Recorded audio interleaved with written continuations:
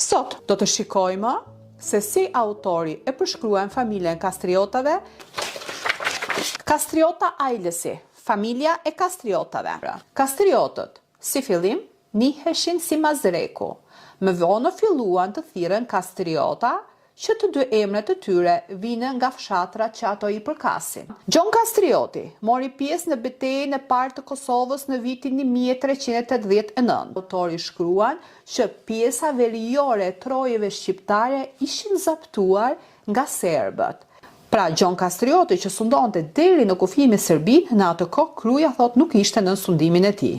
Sipas Ashik Pashazades, Kruja I ishte premtuar më parë Skënderbeut që do t'i liej në udhëheqjen e tij. Këmbimet me sultanët se si ai I shkruan sultanit dhe I kërkon sultanit që të mbajë premtimin e bërë, pra që I ka premtuar për t'i dhënë në udhëheqje trojet e tij.